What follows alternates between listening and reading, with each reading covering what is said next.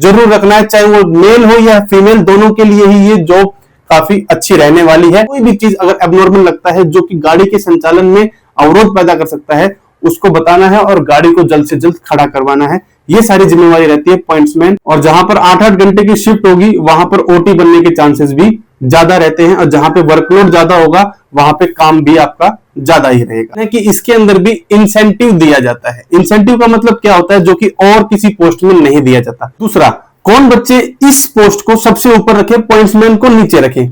Hello दोस्तों, नमस्कार, स्वागत है आपका मेरे चैनल एएलपी रवि चौहान में। बहुत ही इंपॉर्टेंट वीडियो है, क्योंकि 23 जनवरी से भरे जाने वाले ग्रुप डी लेवल 1 की पोस्ट में आपसे पूछा जाएगा पोस्ट प्रेफरेंस, जो कि आपका रेलवे के अंदर सफर कितना हार्ड रहने वाला है या कितना आसान रहने वाला है, उसको डिस्कस करेगा। पोस्ट प्रेफरेंस में आपको इन दोनों पोस्ट को सबसे ऊपर रखना है। आप सिलेक्ट कीजिएगा मुझे कौन सी पोस्ट को ऊपर रखना है, पॉइंट्समैन को या असिस्टेंट वर्कशॉप की पोस्ट को। मैं भी आपको सजेस्ट करूंगा, पर इन दोनों में से ही आपको सबसे ऊपर किसी ना किसी पोस्ट को जरूर रखना है, चाहे वो मेल हो या फीमेल, दोनों के लिए ही ये जॉब काफी अच्छी रहने वाली है। इसके अंदर हम बात करेंगे कि दोनों की जॉब प्रोफाइल कैसी होती है, सैलरी कैसी होती है, प्रमोशन कैसा होता है, ट्रेनिंग कहां पर होती है, उनकी ड्रेस कैसी रहती है, उनका वर्कलोड जो कि जॉब में बहुत मैटर करने वाला है वो कैसा होता है, आसपास का सराउंडिंग कैसे होता है, और अगर वो ग्रुप बी या ग्रुप सी लेवल में प्रमोट होना चाहते हैं तो उनको कैसे कैसे एग्जाम देने पड़ेंगे, प्रमोशन कब तक होगा। और दोस्तों, हर कोई इन पोस्ट प्रेफरेंस को जानना चाहेगा और पाना चाहेगा, इसमें अपना सिलेक्शन लेना चाहेगा, एक सीट को पक्का करना चाहेगा ग्रुप डी की वैकेंसी के अंदर। पर सिलेक्शन उसका होगा जो इन किताबों को उठाएगा और फटाफट पढ़ना स्टार्ट कर देगा, अपने सिलेबस को लपेटना स्टार्ट कर देगा। एएलपी से भी मैं बात करता हूं, टेक्नीशियन से भी बात करता हूं, जेई का फॉर्म जिन बच्चों ने भरा है उनसे भी बात किया। तो मैंने पूछा किताबें कौन सी लेते, तो मोस्टली यही बताते कि इन्हीं किताबों से हमने पढ़ा था और भाई मेहनत की थी। केवल किताबें खरीदने से सिलेक्शन नहीं हुआ है, मेहनत करनी पड़ेगी, अपने आप को झोंकना पड़ेगा इस आग के अंदर, और इतने बड़े कंपटीशन में अपने लिए एक पोस्ट निकालने के लिए आपको मेहनत तो करनी पड़ेगी। 5-6 महीने अभी भी है, अगर जी तोड़ मेहनत करते हो और ईमानदारी से मेहनत करोगे तो सिलेक्शन होगा। बहुत सारे बच्चे ग्रुप डी में मैंने अभी देखे हैं, कल भी मैं बात कर रहा था उनसे, उन्होंने बताया कि सर हमने 10th और आईटीआई ही किया है, मात्र हमारे साथ में कंपटीशन 2019 में बीकॉम बीएससी वाले बच्चे भी थे, पर हमने मेहनत की, लगन की, और आखिरी में हमने मॉक टेस्ट भी लगाए और तब सिलेक्शन पाया। मॉक टेस्ट के बारे में बात करने वाले हैं दूसरी किसी वीडियो के अंदर, कहां करना है कहां नहीं, पर अभी आपको सिलेबस को कवर करना है, तो किताबें फटाफट उठा लो और लग जाओ। और आइए अब बात करते हैं अपन पॉइंट्समैन के बारे में। पॉइंट्समैन, जिसको हम कांटे वाले के नाम से भी जानते हैं, मेल हो या फीमेल, फॉर्म भरने वाले हो, तो मेरी रिकमेंडेशन से आप फर्स्ट प्रेफरेंस में पॉइंट्समैन को ही रखिएगा, क्योंकि यहां पर workload as compare to other group D jobs बहुत ही कम होता है। प्रमोशन के चांसेस सबसे ज्यादा यहां पे होते हैं। बात करने वाले हैं सभी धीरे धीरे। सैलरी कितनी मिलेगी, सैलरी आपके पास में 30 से 35 हजार के बीच में आपकी पहली सैलरी आपके पास में होने वाली है। पहला आपका पोस्ट रहेगी असिस्टेंट पॉइंट्समैन, या आप उसको कह सकते हो पॉइंट्समैन बी। 2 साल 2.5 साल के बाद आपका प्रमोशन हो जाएगा, आप पॉइंट्समैन ए बन जाएंगे। 1900 पे ग्रेड, 19,000 आपकी बेसिक पे हो जाएगी, एचआरए डीए। और अगर आप अपने स्टेशन से किसी दूसरे स्टेशन पे 8 किलोमीटर दूर जाते हो तो आपको उस दिन का 500 रुपीज टीए भी मिलेगा। और आपके स्टेशन के ड्यूटी और रोस्टर के अनुसार, अगर वो ड्यूटी आवर्स का रोस्टर 12 घंटे का बनता है या 8 घंटे का बनता है, अगर आपका 12 घंटे का है तो आपको उसमें ओवर टाइम के चांसेस कम रहते हैं। पर अगर आपका स्टेशन ड्यूटी आवर्स का रोस्टर 8 घंटे का और उससे अगर आप 1-2 घंटा या फालतू काम करते हो तो आपको उसके लिए ओटी मिलता है, इसलिए आपकी सैलरी कभी बढ़ जाती है। तो जब ओटी नहीं बनता है तो 30 से 35 के बीच में आती है। यूनिफॉर्म आपकी ऐसी रहेगी, इस तरह की यूनिफॉर्म भी आपकी वर्कशॉप असिस्टेंट की देखने की मिल जाएगी, जिसके बारे में बात करने वाले हैं थोड़ी देर में।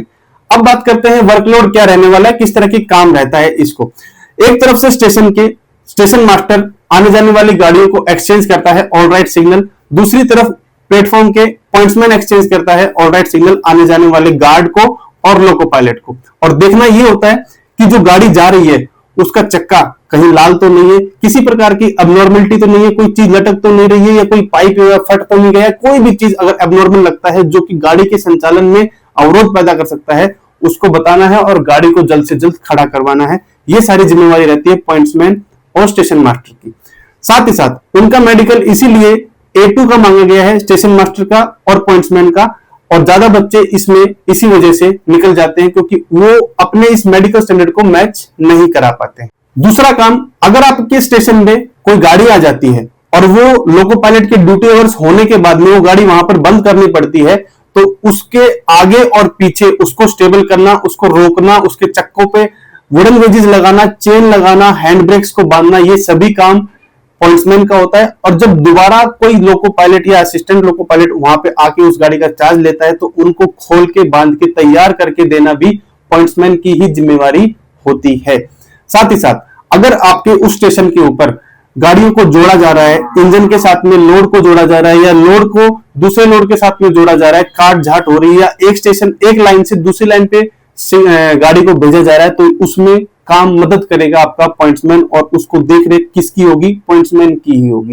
अगर ड्राइवर को कोई दस्तावेज, कोई कागज, कोई मेमो थमाना है, पॉइंट्समैन के हाथों ही वो भेजा जाएगा। स्टेशन मास्टर उस पर अपनी मुहर वगैरह लगा के देगा पॉइंट्समैन को, और पॉइंट्समैन वहां पर जाकर ड्राइवर को उसके इंजन पे उस सारे डॉक्यूमेंट्स प्रोवाइड कराता है। कोई भी अथॉरिटी, कोई मेमो वगैरह देना है तो ये पॉइंट्समैन की जिम्मेवारी है वहां तक ले जाने की और पहुंचाने की। पोस्टिंग कहां होगी दोस्तों? पॉइंट्समैन की जो पोस्टिंग है वो रूरल एरिया में भी हो सकती है, मतलब जहां पे छोटे छोटे स्टेशन है वहां पर भी हो सकती है, यहाँ जहां पर बड़े स्टेशन है वहां पर भी हो सकती है। As per the requirement of railway में जहां चाहा वहां पर आपकी पोस्टिंग की जा सकती है। ऐसा कोई फिक्स्ड या हार्ड फास्ट रूल नहीं है कि आपको बड़े स्टेशन पे ही रखा जाएगा या छोटे पे ही रखा जाएगा।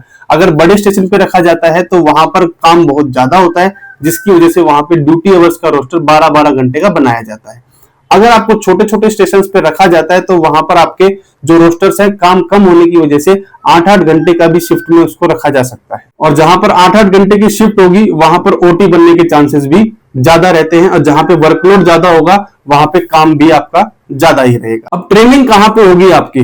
ट्रेनिंग के लिए आपको अलग से कहीं पे भेजा नहीं जाता। आपका जो डिविजनल हेडक्वार्टर है वहीं पर आपकी 1 महीने की ट्रेनिंग होती है, जिसमें आपको सिखा दिया जाता है कि आपकी क्या क्या जिम्मेवारी होंगी और आपको किस तरह से काम को परफॉर्म करना है। उसके बाद आपका एक एग्जाम भी लिया जाएगा, और उस एग्जाम के अनुसार ही आपकी सीनियरिटी जो पूरी रेलवे की लाइफ रहेगी उसमें आपका प्रमोशन, आपकी इस एग्जाम में आए हुए मार्क्स से आपकी सीनियरिटी डिसाइड होती रहेगी, आपका प्रमोशन डिसाइड होता रहेगा, जो आपका यूजुअली होता है। एलडीसी वगैरह का एग्जाम देकर आप जाते हैं तो वहां पर ये सीनियरिटी मैटर नहीं करेगी। और अब बात करते हैं सबसे इंपॉर्टेंट, प्रमोशन। देखिए दोस्तों, डिपार्टमेंटल सभी के एलडीसी एग्जाम होते हैं, और कीमैन या जो आपके ट्रैकमैन होते हैं वो पॉइंट्समैन के या उस डिपार्टमेंट के एलडीसी के एग्जाम नहीं दे सकता, और पॉइंट्समैन, कीमैन या ट्रैकमैन के एग्जाम नहीं दे सकता है। एलडीसी का, जीडीसी सबके लिए जनरल एग्जाम होता है, उसमें सब भर सकते हैं। पर पॉइंट्समैन जैसे कि एक ऑपरेटिंग डिपार्टमेंट है, ऑपरेटिंग डिपार्टमेंट के अंदर स्टेशन मास्टर भी आता है, ऑपरेटिंग डिपार्टमेंट के अंदर ट्रेन मैनेजर भी आता है, टीटी भी आता है। तो इसके लिए एलिजिबल कौन होता है? केवल पॉइंट्समैन एलडीसी के तहत। और अगर कंपटीशन कम रहेगा तो इनका प्रमोशन बहुत जल्दी होगा। ये अपने आपस के अंदर ही कंपीट करेंगे, जो पॉइंट्समैन है और उनका प्रमोशन बहुत ही जल्दी होता है। 3-4 साल में ये ग्रुप सी की जो पोस्ट है उसको पा लेते हैं, एज कंपेयर टू दूसरी जो जॉब्स रहती हैं उनके अंदर ऐसा प्रमोशन, वो अपने डिपार्टमेंटल प्रमोशन तो लेते हैं पर वो इसमें नहीं आ पाते हैं, जो कि एक अच्छी जॉब्स रहती हैं। तो इसलिए आपको पॉइंट्समैन को सिलेक्ट करना है, चाहे वो लड़का हो या लड़की, और ज्यादा काम भी नहीं है, इतना हार्ड काम नहीं है as compare to other group D posts. अगली पोस्ट है आपकी असिस्टेंट वर्कशॉप की, जो कि मैकेनिकल डिपार्टमेंट के अंदर आती है, जिसकी सैलरी भी आपके पॉइंट्समैन के बराबर होती है, 30 से 35 हजार के बीच में। ऐसा क्या फर्क है और ऐसा क्यों? उसका रीजन है कि इसके अंदर भी इंसेंटिव दिया जाता है। इंसेंटिव का मतलब क्या होता है? जो कि और किसी पोस्ट में नहीं दिया जाता। देखिए, रेलवे कहता है कि अगर आपके पास में ये काम करने के लिए उन्होंने फिक्स किया है कि आपको ये सामान को उठा के यहां से यहां रखना है, और आपके पास में 2 घंटे हैं, और आपकी जो गैंग है उसने इसको उठा के यहां से यहां तक 1.5 घंटे के अंदर रख दिया, इसका मतलब आपने आधा घंटा रेलवे का बचा लिया। तो रेलवे क्या कहती कि इस आधे घंटे का जो पैसा है वो आपको दिया जाएगा। सभी पोस्ट के लिए, हेल्पर की पोस्ट के लिए हर घंटे का कुछ पैसा डिसाइड किया गया, जैसे 40 रुपए, टेक्नीशियन 1 के लिए 50 रुपए, ऐसे अलग अलग सभी के लिए डिसाइड किया गया, और उस तरह से आपका महीने का इंसेंटिव बनके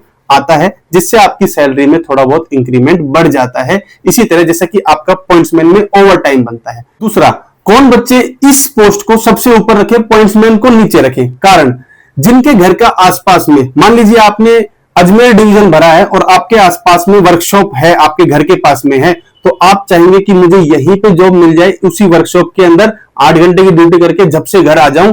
तो आपके अगर आसपास में कोई वर्कशॉप लगती है तो बिल्कुल आपको वर्कशॉप को सबसे ऊपर प्रेफरेंस के अंदर रखना चाहिए, ना कि पॉइंट्समैन में। क्योंकि पॉइंट्समैन में कैसा रहता है, मैंने बताया कि आपको जो बड़ा स्टेशन है वो भी मिल सकता है, और रोड साइड स्टेशन मतलब कि जो छोटे छोटे स्टेशन है वहां पर भी पोस्टिंग आपकी करा दी जा सकती है।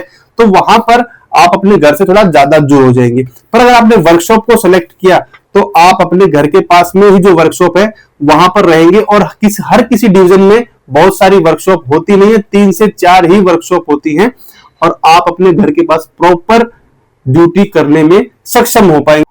और सेंट्रल की जॉब हो, घर के पास हो, ऐसा हर कोई चाहेगा, सबका सपना यही रहता है। तो अगर आप चाहो तो वर्कशॉप को सबसे ऊपर फर्स्ट प्रेफरेंस में रखिएगा। इसके अंदर नाइट ड्यूटी के चांसेस भी बहुत ही कम होते हैं, जैसे कि पॉइंट्समैन की शिफ्ट वाइज ड्यूटी होती है, उसमें नाइट ड्यूटी करना पड़ता है, तो उसको वहां पे नाइट अलाउंस भी मिलता है। पर यहाँ पे नाइट ड्यूटी की शिफ्ट ही नहीं होती, क्योंकि इस तरह के काम दिन में ही किए जाते हैं 9 से 5 की शिफ्ट के अंदर। अब इसका मेडिकल कैटेगरी क्या रखी गई है? मेडिकल कैटेगरी पॉइंट्समैन की जहां पर A2 थी, यहां पर C1 ही रखी गई, क्योंकि यहां पे ज्यादा रीजनेबल या रेस्पॉन्सिबिलिटी वाला job as compare to pointsman नहीं है। वैसे हर जॉब अपनी रिस्पॉन्सिबिलिटी रखती है, पर थोड़ा सा कंपैरिजन करके आपको बताया जा रहा है। ड्यूटी आवर्स की बात हम कर चुके हैं। स्टडी आगे आप पढ़ सकते हैं या नहीं? देखिए, जॉब जो पॉइंट्समैन की है उसमें आप ड्यूटी में के दौरान भी आप पढ़ सकते हैं, क्योंकि आपको पता है यहाँ पे ये ट्रेन आने वाली है, तो मैं इसके बीच के अंदर अपना कुछ टॉपिक या आधे घंटे का टॉपिक या 15 मिनट का टॉपिक कवर कर सकता हूं। वहां पर आपकी गेटमैन की भी पोस्ट पे ड्यूटी लगती है, तो आपको प्रॉपर पता होता है कि गेटमैन यहाँ पे गाड़ियां आएंगी तो मुझे एक्सचेंज करना है और मालगाड़ी को एक्सचेंज करना होता है। पर यहाँ पे अगर आप एक बार 9 बजे आ गए तो आपके पास में शाम तक समय नहीं मिलेगा, आपको वहीं पर अपना काम करते रहना है। अलग अलग वर्कशॉप होती है, अलग अलग शॉप होती है, जैसे कि अलग अलग कोई डब्बा है, आपका कैरेज है या वैगन है, उसके अलग अलग पार्ट होते हैं। व्हील होता है, एक्सल होता है, बैटरी होती है, बफर होता है, ब्रेक होते हैं, उनकी अलग अलग शॉप होती है। तो कभी आपको वहां पर भेज देंगे, कभी आपको वहां पर रह देंगे, कभी आपको वहां पे भेज देंगे, तो आपके साथ में पूरा दिन काम कराया जाएगा, और आपके ऊपर एक सुपरविजन करने के लिए तो जेई या टेक्नीशियन फर्स्ट ग्रेड का आदमी रहता ही रहता है। प्रमोशन कैसे होता है? जैसे वहां पर भी मैंने आपको बताया कि डिपार्टमेंटल LDC एग्जाम निकलते हैं, तो आप अपने डिपार्टमेंट में जो हायर पोस्ट है एग्जाम देके क्लियर कर सकते हो, और आपका सीनियरिटी बेस पे प्रमोशन होता रहता है। पहले आप 1800 पे ग्रेड में लगेंगे, मतलब कि आपका बेसिक रहेगा 18,000 रुपए। फिर आप टेक्नीशियन 3rd ग्रेड बन जाएंगे 2-3 साल के बाद, फिर आप टेक्नीशियन 2nd ग्रेड बनेंगे, फिर आप टेक्नीशियन 1st ग्रेड बनेंगे, और फिर उसके बाद में आपको डिपार्टमेंटल एग्जाम देना पड़ेगा जेई वगैरह बनने के लिए। इसी तरह से इसके अंदर फायदा और क्या है? देखिए, जो वर्कशॉप रहेंगी आपकी, वो ऐसा तो है नहीं कहीं वीरान जगह में होंगी या छोटे मोटे एरिया में होंगी। वर्कशॉप रहेंगी आपकी जो वाई क्लास की जो सिटीज रहती हैं उनके अंदर ही। आपको HRA भी वहां का ज्यादा मिलेगा, आपका रहन सहन, आपका स्टाइल, आपके बच्चे, आपका घूमना फिरना, आपके बच्चों की स्कूलिंग भी अच्छी होगी। जहां पर पॉइंट्समैन के लिए छोटे छोटे जो स्टेशन है वहां पे होगा तो उतनी सुविधाएं वो नहीं मिल पाएंगी, जहां पे आपको X वाले या Y वाली जो कैटेगरी वाले जो सिटीज हैं वहां पर मिलेंगी। इसकी ट्रेनिंग कितने दिन की रहेगी? देखिए, आप जहां पर जाने वाले हैं इस वर्कशॉप के अंदर, आपको कोई टेक्निकल हैंड नहीं है। आपको बस ये है कि अरे भाई वो पाना लेके आना, वो सामान लेके आओ, वो चीज उठा के या मुझे प्रोवाइड करो। आपको टेक्नीशियन के साथ में अलॉट कर दिया जाएगा, और उनको जो चीज की जरूरत पड़ेगी वो आपसे मंगवाएंगे, और आपको वहां पे काम करना है। तो आपको टेक्निकल तो कुछ समझना है नहीं, तो इसलिए आपकी जो वर्कशॉप वगैरह रहती है वहीं पे ज्यादा 7 दिन 8 दिन की ट्रेनिंग करके आपको सीधा वर्कशॉप के अंदर ही काम करना स्टार्ट कर देना पड़ेगा। तो आपको पोस्ट प्रेफरेंस में जो पहली 2 पोस्ट को लेना है उसके बारे में मैंने आपको बता दिया है क्या क्या हो सकता है। थोड़ा सा इस वर्कशॉप वाले के अंदर एक चीज और है, ड्रेसेस थोड़े से गंदे होने के चांसेस रह सकते हैं। दोनों की जो यूनिफॉर्म मैं बता चुका हूं, ड्रेसेस का क्या है, वो हमारी भी गलती होती है। एज ए ALP में काम कर रहा हूं तो हमारी भी गंदी हो जाती है, क्योंकि कई बार हमारे इंजन जो थोड़े से बीचे वाले भी रहते हैं, पुराने वाले इंजन, तो हमारी भी ड्रेसेस काली पाली होती रहती है। ऐसा कुछ नहीं है, जो काम करेगा उसके कपड़े गंदे भी होंगे, और वो धोएगा भी, और फिर से ड्यूटी जाएगा भी, और कमाएगा और खाएगा भी। तो उससे आपको डरने की आवश्यकता बिल्कुल नहीं है, पर आपको तैयारी तो करनी पड़ेगी दोस्तों। इतने बड़े कंपटीशन के अंदर आपको आगे बढ़ना पड़ेगा, और अपने लिए एक जॉब को तैयार करना पड़ेगा। तो अभी से जुड़ जाइए, और किसी प्रकार की आपको कोई शंका रह जाती है, कोई डाउट रह जाती है, तो बिल्कुल पूछिएगा, उसका जवाब मैं आपको दूंगा। और कोई और चीज के बारे में आपको पूछना है, कोई वीडियो चाहिए, तो आप बिल्कुल कमेंट कीजिएगा, उसके ऊपर हम वीडियो लेके आएंगे। नेक्स्ट 2 वीडियोस किन पोस्ट के ऊपर मुझे बनानी चाहिए, किन के बारे में आपको जानना है, उस पर भी कमेंट कीजिएगा। नेक्स्ट 2 वीडियो जल्द ही आपको मिल जाएगी। ठीक है दोस्तों, मिलेंगे आपसे नेक्स्ट वीडियो में। जय हिंद, जय भारत।